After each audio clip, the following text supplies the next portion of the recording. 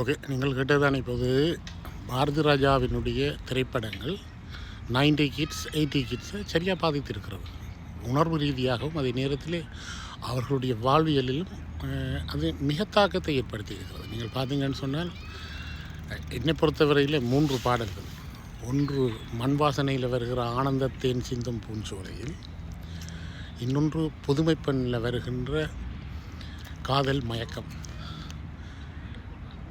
ஒன்று மற்றது கருத்தம்மா படத்தில் வருகின்ற தென்மேற்கு பருவக்காற்று தேனி பக்கம். பாடலாசிரியர்கள் வைரமுத்துவாக இருக்கலாம், வாலியாக இருக்கலாம், ஆனால் இசை இளையராஜா தான் இருக்கும். அந்த பாடல்கள் இன்றைக்கும் மனதில் அதை கேட்டதும் உடனே நான் என் பையன் 13-14 வயசு பையனாக இருக்கின்ற போது செவிமடுத்த இலங்கை வானொலி ஞாபகம் வரும். அந்த காலத்து நினைவுகளை அது கொண்டு வந்து நிறுத்தும். அது மாத்திரமல்ல, அலைகள் ஓவதில் வருகின்ற ஒரு மிக பிரபலமான பாடல் வாடியன் கப்பக்கிழங்கு, எங்கள் அக்கா பெத்த முக்கா கொத்து பாடாத அரிசி குத்தும் அக்கா மகளே. இவை கொஞ்சம் வித்தியாசமானவை. ஆனால் ஆழ்ந்து சிந்திக்கின்ற வகையிலே, ஒரு உணர்வை பிரதிபலிக்கும் வகையிலே இளைஞர்கள் பல்ய வயது, பருவ வயது என்று சொல்வார்கள், விடலை வயதிலே இந்த பாடல்கள் எங்களுக்குள் ஒரு இனம் புரியாத உணர்வை வெளிப்படுத்தியது.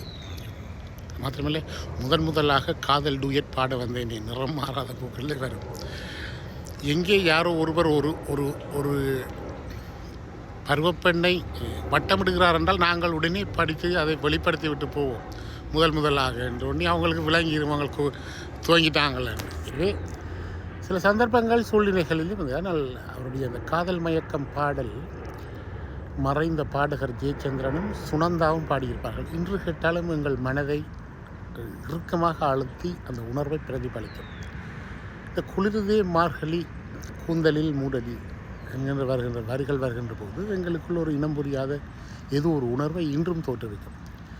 ஒரு மிகப்பெரிய படைப்பாளி தன் படைப்பை பார்ப்பவனுக்கும் ரசிப்பவனும் தன் உணர்வுக்குள் கொண்டு வந்து அந்த உணர்வை மழுங்கடிக்காமல் அதை என்ன சொல்வது வெளிப்படுத்தக்கூடிய வகையிலும் இல்லாமல் அதை அவனுக்குள் ஒரு மாற்றத்தை, உணர்வை பிரதிபலிக்கின்ற வகையிலே அவருடைய திரைப்படங்கள், காட்சிகள், பாடல்கள் அமைந்திருந்தன. சிச்சுவேஷனுக்கு தானே பாடல் எழுதுவது. ஆனால் அது அவருடைய படங்களை தூக்கி நிறுத்தியது இளையராஜாவின் இசை, பாடலாசிரியரின் தமிழ். இதை நாங்கள் மறப்பதற்கில்லை. அவர்களுக்குள் ஏதோ பிணக்குகள் இருந்தாலும் அந்த ஒரு சிறந்த படைப்பாளி, அதில் மாற்று கருத்தில்லை.